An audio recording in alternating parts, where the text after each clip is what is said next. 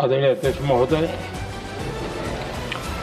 मैं इस सम्मानित सदन में पश्चिम एशिया में चल रहे संघर्ष और इसकी वजह से भारत के सामने आई चुनौतियों पर बात रखने के लिए उपस्थित हुआ हूं।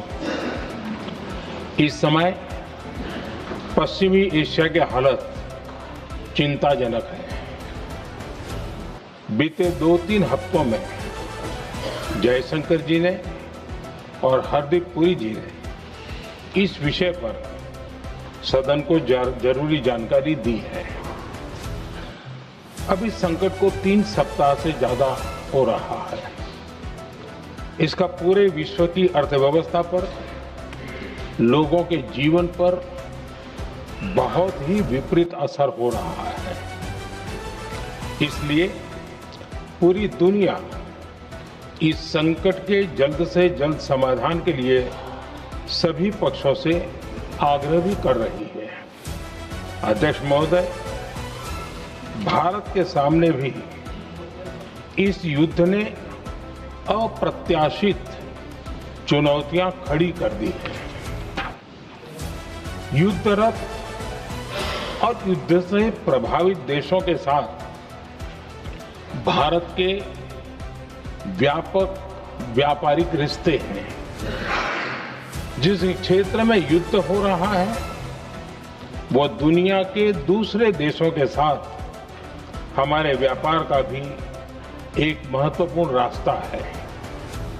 विशेष रूप से कच्चे तेल और गैस की हमारी जरूरतों का एक बड़ा हिस्सा यही क्षेत्र पूरा करता है।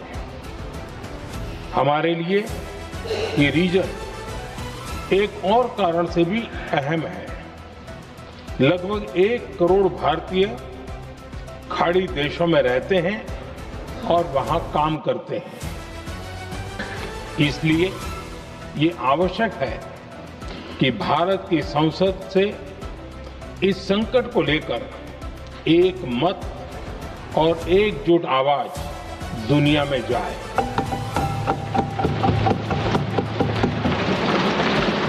अध्यक्ष जी,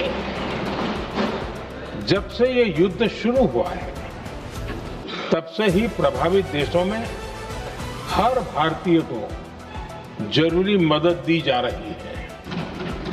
मैंने खुद पश्चिम एशिया के ज्यादातर देशों के राष्ट्राध्यक्षों के साथ 2 राउंड फोन पर बात की है। सभी ने भारतीयों की सुरक्षा का पूरा आश्वासन दिया है। दुर्भाग्य से इस दौरान कुछ लोगों की दुखद मृत्यु हुई है और कुछ घायल हुए हैं। ऐसे मुश्किल हालात में परिवारजनों को आवश्यक मदद दी जा रही है। जो घायल है उनका बेहतर इलाज सुनिश्चित कराया जा रहा है। अध्यक्ष जी, प्रभावित देशों में हमारे जितने भी मिशन हैं वो निरंतर भारतीयों की मदद करने में जुटे हैं। वहां काम करने वाले भारतीय हो या फिर जो टूरिस्ट वहां गए हैं, सभी को हर संभव मदद दी जा रही है। हमारे मिशन नियमित रूप से एडवाइजरी जारी कर रहे हैं। यहां भारत में और अन्य प्रभावित देशों में 24/7 कंट्रोल रूम और आपातकालीन हेल्पलाइन स्थापित की गई है। इनके माध्यम से सभी प्रभावितों को त्वरित जानकारी दी जा रही है। अध्यक्ष जी, संकट की स्थिति में देश विदेश में भारतीयों की सुरक्षा हमारी बहुत बड़ी प्राथमिकता रही है। युद्ध शुरू होने के बाद से लेकर अब तक 3,75,000 से अधिक भारतीय सुरक्षित भारत लौट चुके हैं। ईरान से ही अभी तक लगभग 1,000 भारतीय सुरक्षित वापस लौटे हैं। इनमें 700 से अधिक मेडिकल की पढ़ाई करने वाले युवा हैं।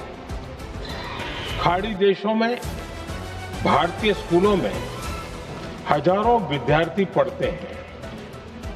सीबीएसई ने ऐसे सभी भारतीय स्कूलों में होने वाली कक्षा 10वीं और 12वीं की निर्धारित परीक्षाओं को रद्द कर दिया है। इन बच्चों की पढ़ाई निर्बाध चलती रहे, इसके लिए सीबीएसई उचित कदम उठा रही है। यानी सरकार संवेदनशील भी है, सतर्क भी है और हर सहायता के लिए तत्पर भी है।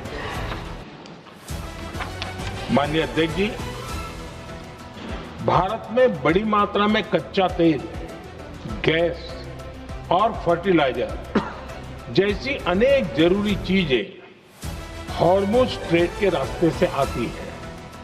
युद्ध के बाद से ही हॉर्मुज स्ट्रेट में जहाजों का आना जाना बहुत चुनौतीपूर्ण हो गया है।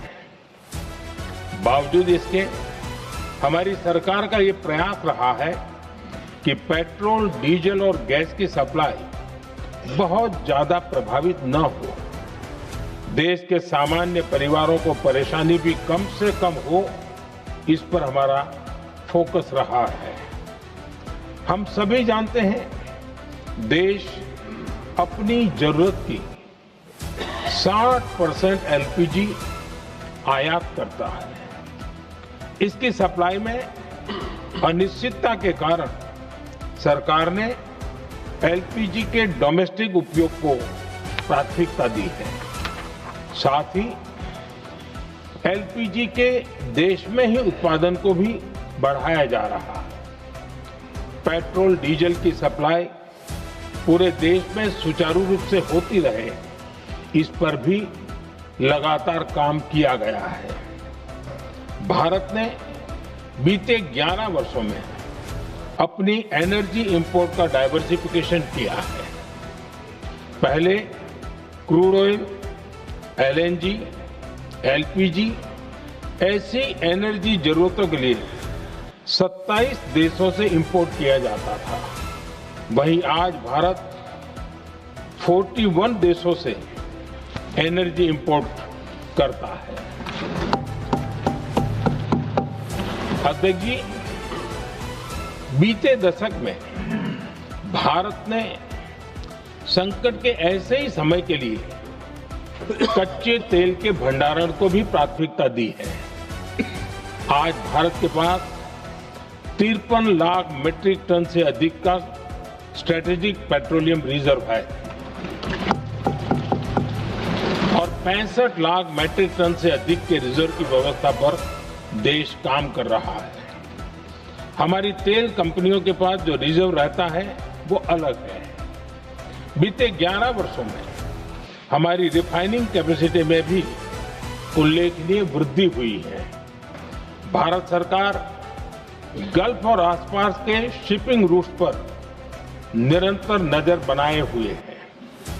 हमारा प्रयास है कि तेल हो, गैस हो, फर्टिलाइजर हो, ऐसे हर जरूरी सामान से जुड़े जहाज भारत तक सुरक्षित पहुंचे।